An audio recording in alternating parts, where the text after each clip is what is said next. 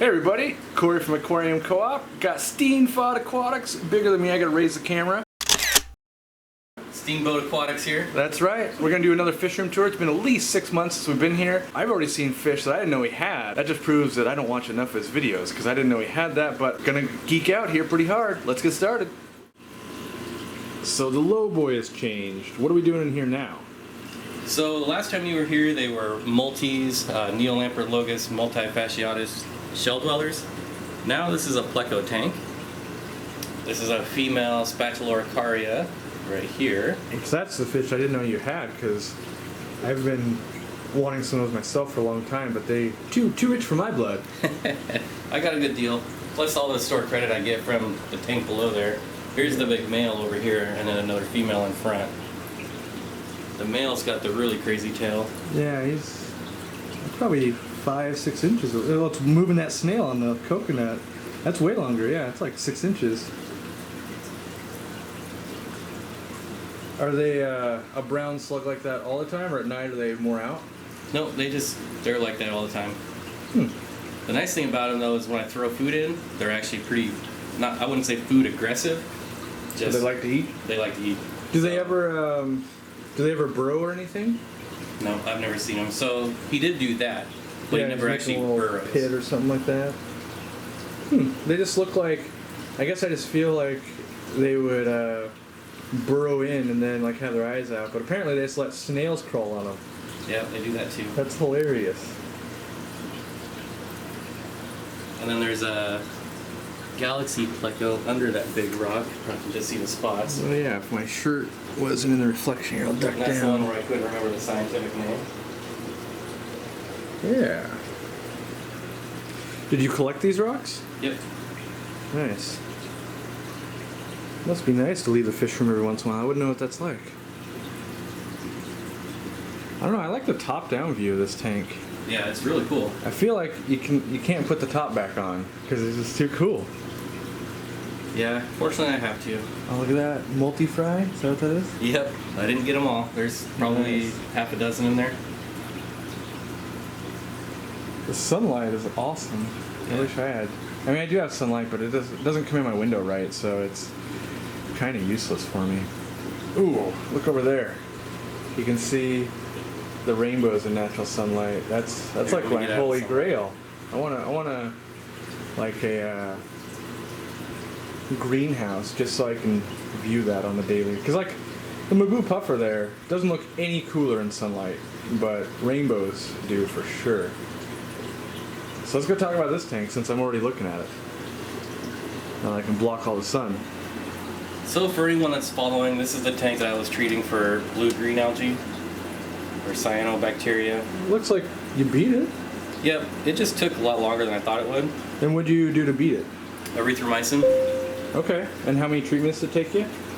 2. So I did the first treatment and then I did the second treatment 24 hours afterwards.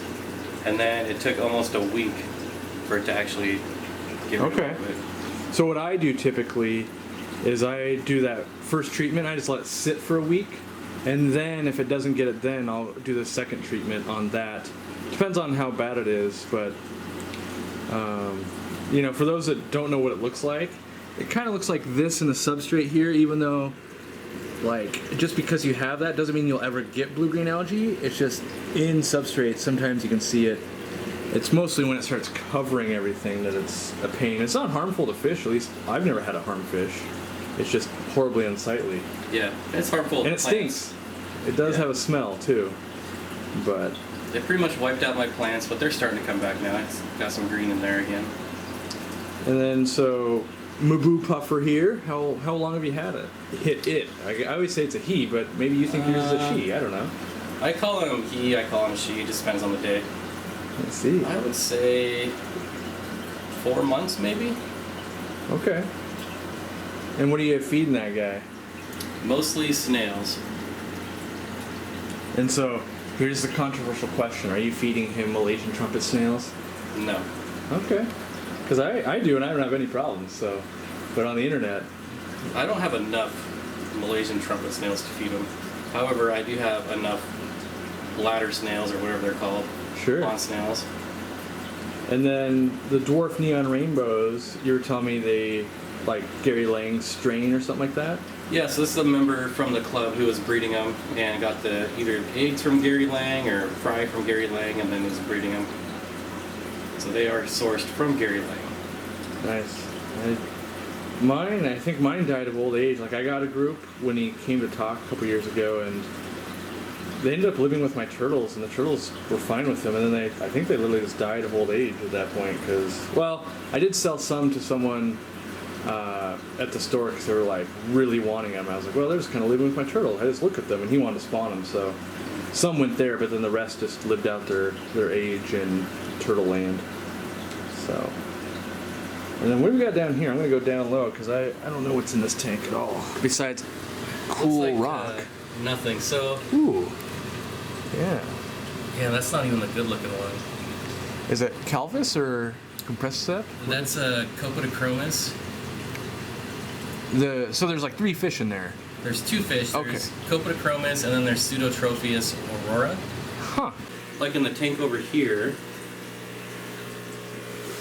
there's Copodochromis, which are, it's too early, but they're under the log there. You can barely see them with the white. They have the white Yeah. across the top. Is that the Copodochromis borellii or whatever? Yeah. And this is the Copodochromis trevavaceae or something like that. I've only ever played with the borellii there, not the other ones. All right, what do we have going on maybe in this tank down here? So there we have my Cyprichromis tricolor blackfin, or blackfin tricolor. Okay. Unfortunately, I don't keep this side lighted because there are fry that hide over here. Oh yeah, I can see right some. There. So it just helps them survive a little bit. And I think last time we were here, you were pulling babies. Do you just let them spit in the tank now, or? Are you Now I'm still letting them pulling? spit because now they're surviving. I don't know Okay. what the problem was before. Maybe just smaller tank. What was it? This No, tank? it was still this oh, tank. Okay. Huh. But I added a lot more crap Yeah. for them to hide in. And then there's the Ooh. Yeah. Paracyprichromis blue neon. And then there's some Yeah, I was looking at the Xeno tilapia something or other. sand sifters. That Yeah. makes it easy. Maybe I can. Cool. The blue is really highlighted on the blue neons. The planted Tanganykan tank right here. I'm surprised you're growing the Val that well with just the Stingray. Yeah. Slow and steady wins the race. How long is it taking you to grow this out? I think this tank's been going. I don't even know, to be honest. But it's slow. It's definitely a slow So months process. and months is... Oh, yeah. Okay, yeah. Oh yeah. Like this was here last time you were here, except it was the valve was just in the back corner. Right.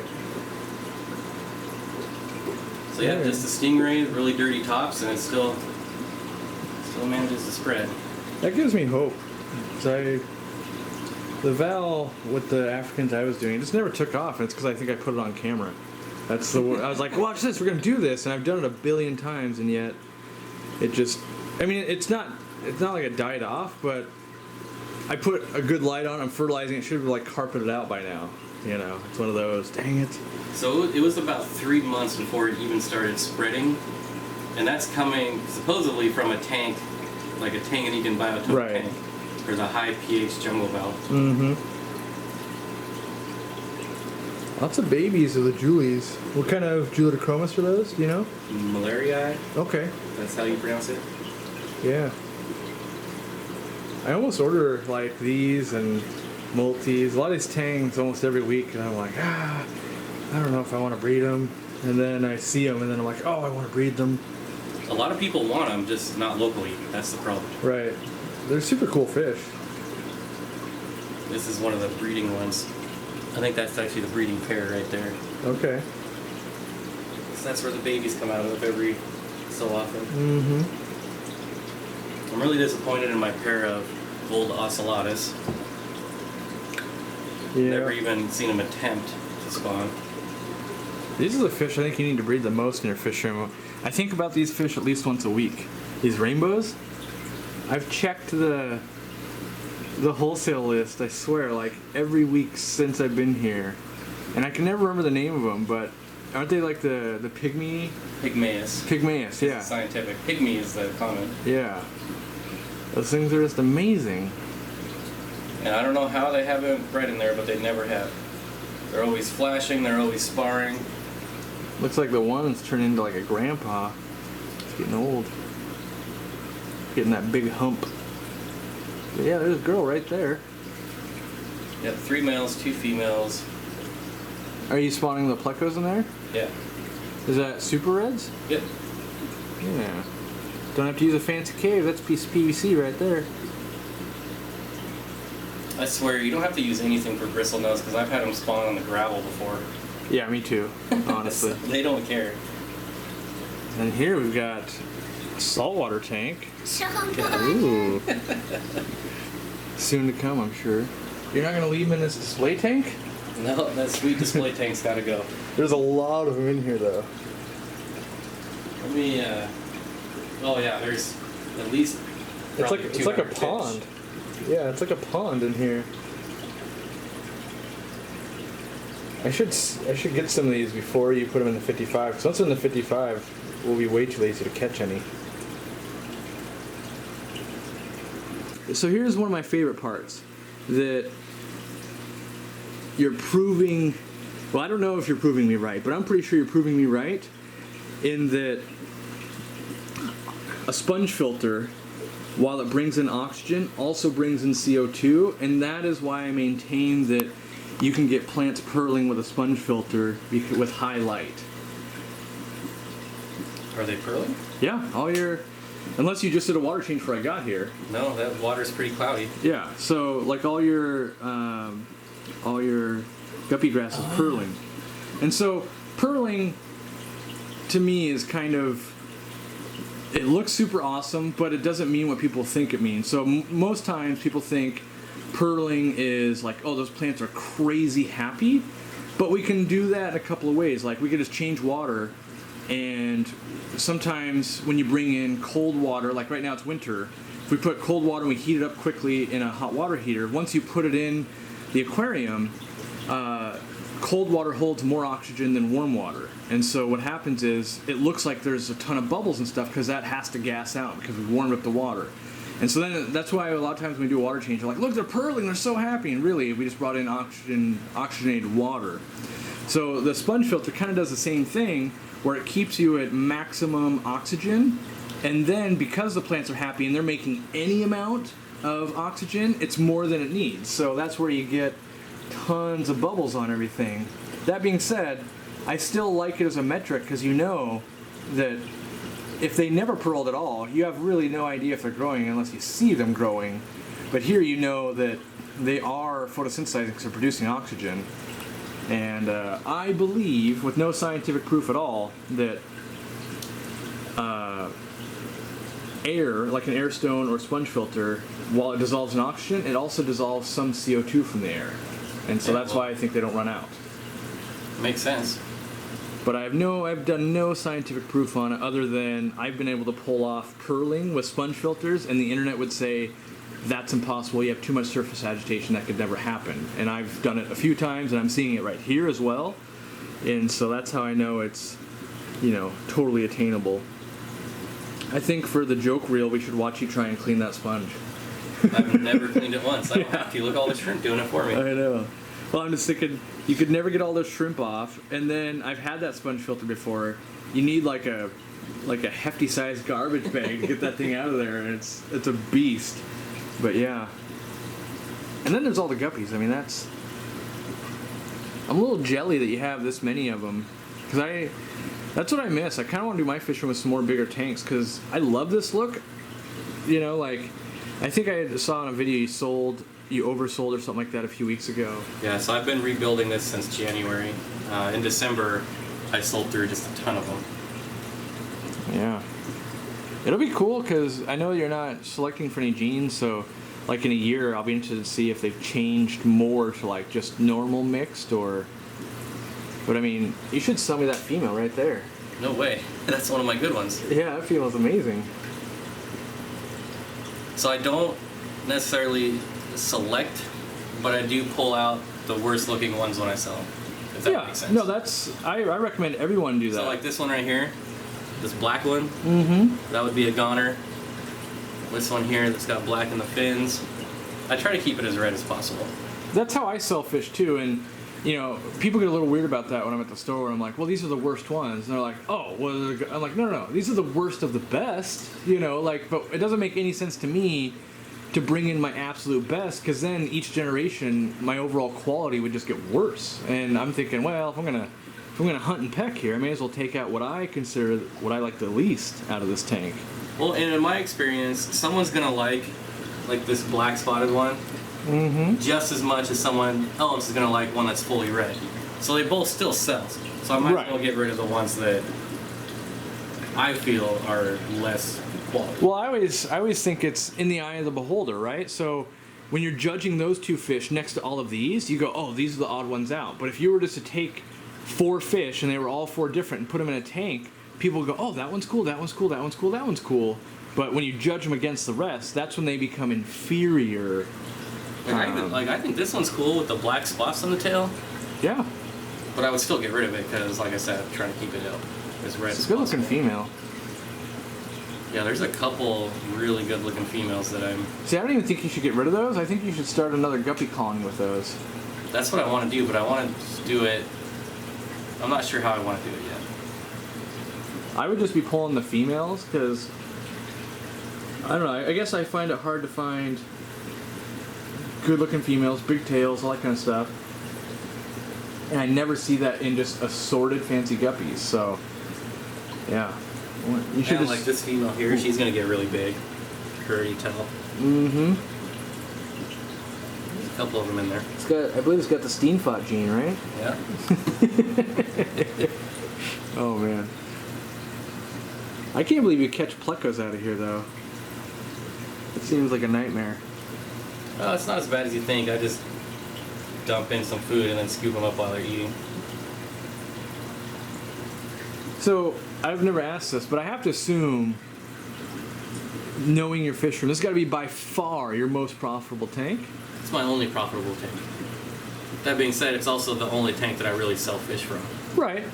How much do you think this tank, you know, and obviously I don't know if you've done math, but like, how much do you think it costs you to run? And how much do you think on an average month does it make you? So even if you only sell every 3 months or whatever, you can go, okay, well I think I'm, you know, because it's using a shop light here, so it's not even like... Yep, so it's the LED Costco shop light.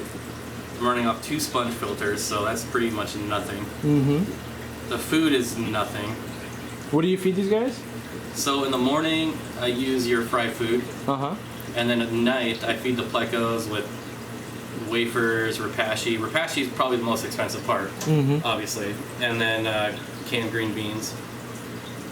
Have you fed these guys yet? This morning? Mm-mm. I'd be interested. I'm always interested to see other people feed like a big tank like this, because I'm always trying to judge, am I an overfeeder, an underfeeder? Another question is, can I find it? Are you looking for the squeezy bottle, or? Okay, I was like, it's right there. So do a normal, because I'm genuinely interested to know. Like, This is a normal. all right. This seems about right, I think, because there's a lot of guppies in there. I use flake too every once in a while. Oh yeah. That's just enjoyable.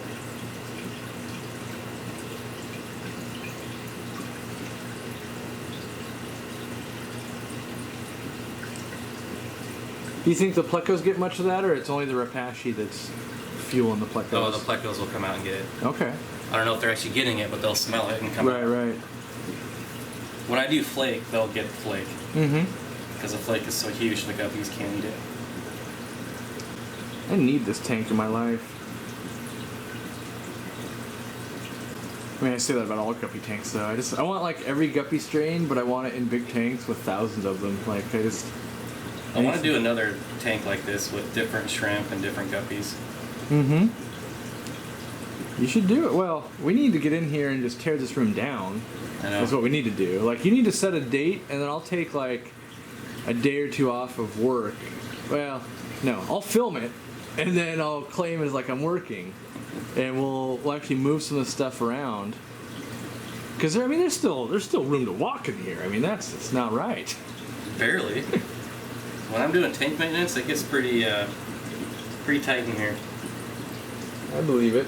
All right, you're already there, so let's talk about the Rainbowfish tank, as I like to call it. So these are Boesemani Lake Itinjo or something like that. Mm-hmm. And they're supposed to be the red Boesemani. They're just darker orange is all. This is the Wamanensis. Yeah. Last time you were here, I had 4 of them. Now I think I only have 3. So I did lose my other male. Do you have those crazy, what were they? Oh god, they were like cribs almost. I'm trying to remember the scientific name. Those The little Nanochroma cichlids. Splendors. Yeah. So those are all gone. Okay. And it's one of the reasons I hate buying adult fish. Because I don't know if I'm buying some geriatric fish.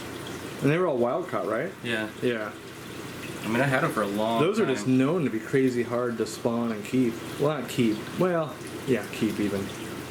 Yeah, I didn't try to spawn them because you have to get them down to like 4 pH. The stargrass. That is, right? Yep. Looking amazing. So that's a big seller for me.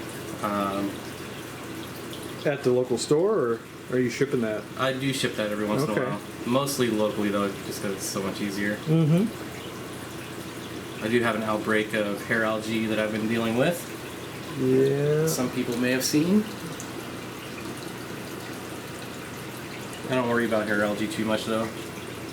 I mean, it's like spilling something on the floor. It's like you just clean it up and then it's fine. It's That's the how I look at. algae to get rid of. You know, the hardest one I think is a black beard algae, but even that, I just put an army of Amano shrimp and Siamese algae eaters and stuff like that. You just clean it back up. Well, I like blackbeard algae. Did you see my? I saw that aquascape over there. Yeah, I saw that. It's a nice looking little cherry you got there. It's a girl. Yeah, the cherry shrimp are something I found in here probably a month ago. I didn't know they were in here. Oh, they're contaminant. But obviously lots of places for them to hide. Yeah. I was cleaning the intake sponge and there was like 20 of them on it. I bet. Obviously it's time to clean it again, but... Are you injecting CO2 in here? Yeah, but it's not turned on for another couple hours. Oh, okay. Normally the lights aren't even turned on this early. Oh, that makes sense. Yeah. I think it just... I think we just literally just heard it click on. So, yeah. For those of you that don't know, we got a.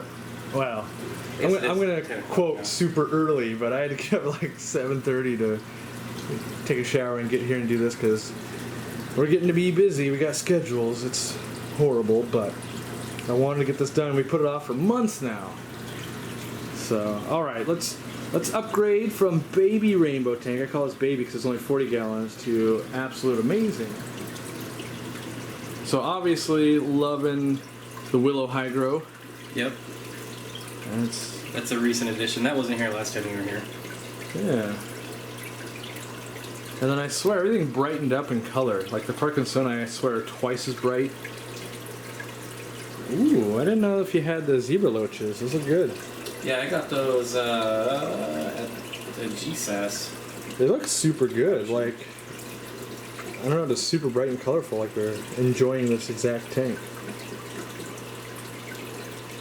That makes me want, because I was thinking about doing a giant clown loach tank, and maybe I gotta sneak some of those guys in there. I just noticed this guy. Got a chunk taken out of him. Yeah, got bit by a cichlid maybe. That bar is getting huge. Getting beefy.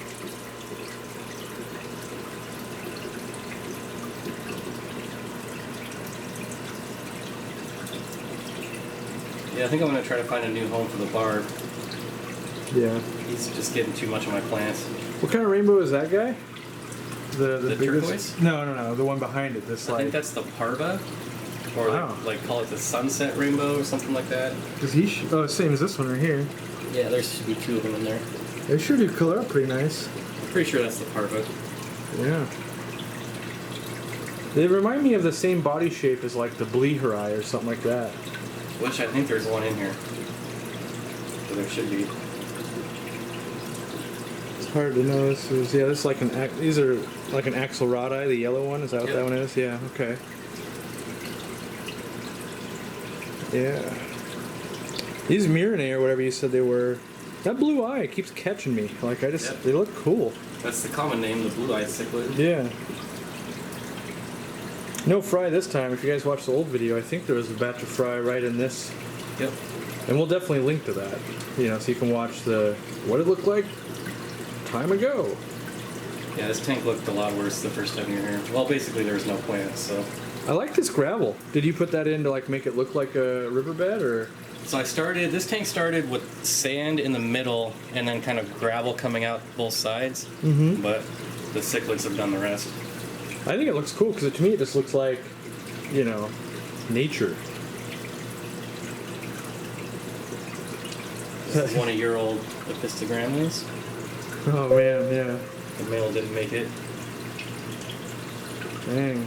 They never spawned for me either. This single rummy-nosed tetra. I was looking at that guy. That guy is a beast. He's been alive and through so many tanks for probably 2 years now, and he just keeps going. Pretty The fun. Lone Ranger. And you're running the FX6 on this beast? Yep.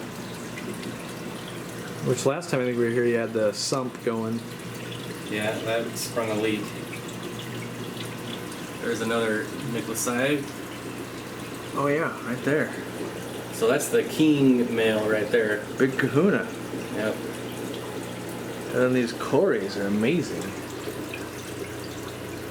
I feel like less of a human for not owning some. Look how... I can't demonstrate how big that female is, but like... That's my finger. That thing is like... I don't know. I can't think of something that's that size. That thing is huge.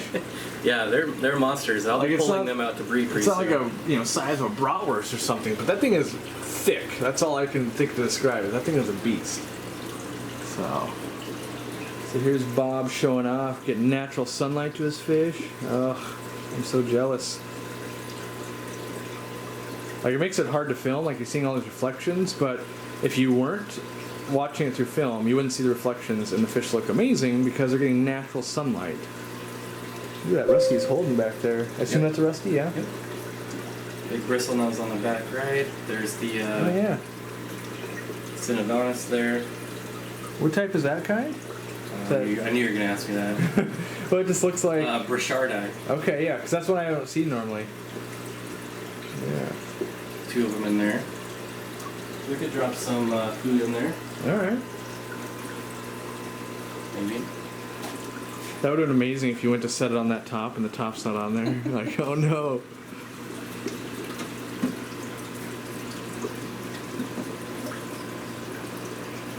So do you normally feed these big fish that size pellet?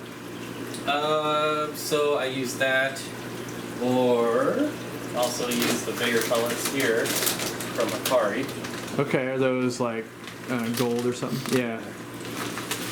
I asked that because I feed big cichlids, small pellets too, and everyone always like, if I was to mention that, they think I'm insane. And to me, I think about it like, when I'm eating, I like to take a bite. I don't instantly go like, oh, I should stuff a watermelon into my mouth. You know, I'm like, oh, I can just take a bite of something, and then I'm thinking, well, to me, it's like popcorn chicken or something, like something that's bite-sized as opposed to watermelon size. I don't know, sometimes when I'm eating a sandwich, I'll shove that thing all the way in my mouth. Well, yeah. I mean, it's proportion, you know. It's...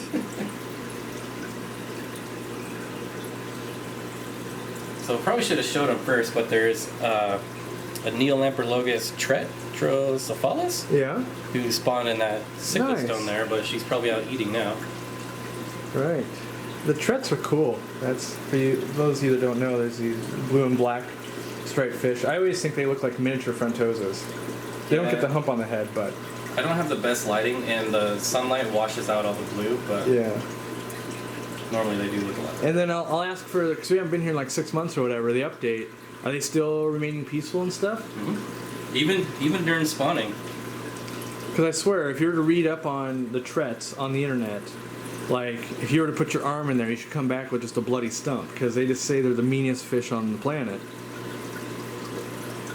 And so I've never kept that fish because it's one of those things, I just took the internet's word for it. It's like, well, the entire internet says they're horrible, so I'm not going to do it. And it turns out, at least in your experience, in this fish combo, opposite, which is kind of cool.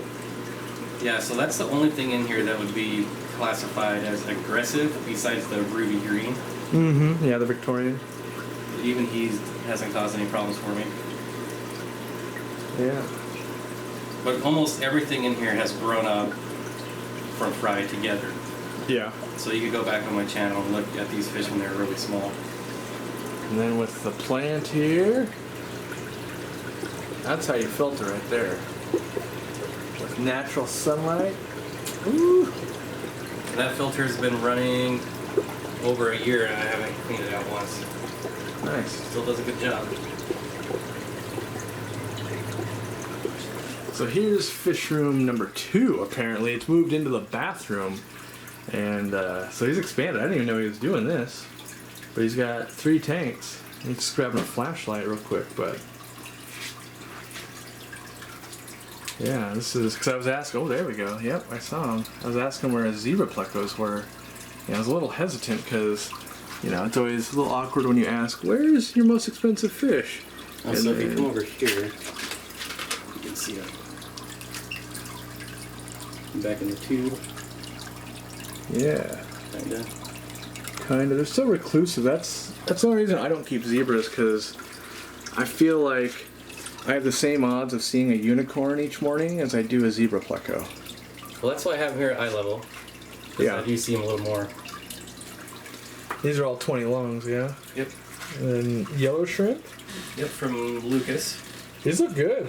Yeah, there's a really good looking one back here. Yeah, that guy's good looking. A lot of them just molted, as you can see, so like they're kind of pale right now. Mm-hmm. And what kind of substrate are you using in here? That's Mr. Aquarium soil. Okay. Is that right, I think? Yeah, they make one. This is weird to me. Oh, I think it's the food they were eating. I was like, why are all these like snails, like they have a red butt to them? I think this is the food they eat. Yeah, it's the tetra color. Because it's like they're clear, like these snails, like they're the like little pond snails, so it looks weird when they're... They almost look blue and then have the red, like it's just weird looking to me. Cool. When are you going to sell these rare snails? And then what's the colony down here? This is, I'm going to go forward, Pygmy Rasboras. What's your plans with those? Like they're just starting to color out, it looks like. Yeah, I've had them about 2 weeks now. I don't know what I'm going to do with them. I don't know why I got them. Well, I got them because they were a good deal, so I can never pass up any fish if it's a good deal. I see. That's true obsession right there. It was cheap. I might just throw in a bunch of moss and stuff and see if I can get them to spawn, because why not? There you go. Yeah. So there you have it, the 6-month update on the Steenfott Aquatics fish room. I'm hoping this is the last time I can film this, so that next time when we film, it's completely changed, there's more tanks, that type of thing, because that means we actually got in here, tore this thing down, reset it up, and it's 10 times cooler for me to look at because I'll have twice as many fish, and I'll convince them to do nothing but guppies, so... Yeah, don't get people started on that. I'm still getting hounded about that 240 on a daily basis. That's right. I'm going to confiscate it. I'm just going to take it back, you know, and then I've got nowhere to put it, but, you know, it'll sit in my garage. So, well, thanks for watching. Check out the first video so you can see how we updated. Check out his channel, Steenfott Aquatics. There'll be a link to that at the end. Yeah, if you enjoyed, give it a thumbs up, and we'll see you in the next tour. All right, see you, everyone. And go. Alright everyone, so if you like what you saw here, definitely come check out my channel, Steenfott Aquatics. I do videos... What? I was just pointing at you. Oh, I thought you were like telling me to move somewhere like I was No. on camera. Alright, so definitely come check out my channel. Normally I do videos twice a week and a live stream once a week, but this month I'm doing daily videos, so there's lots to check out. You see I have rainbows, live bears, cichlids, plecos, a little something for everyone, planet tanks. So yeah, if you like what you see, definitely come check out my channel, Steenfott Aquatics. Do it. I'd watch him more, but I just come over to his house and look at it. So I'm lazy when it comes to watching videos because I can just come over and look at it. But you probably don't have that privilege, so make sure you check him out. See ya.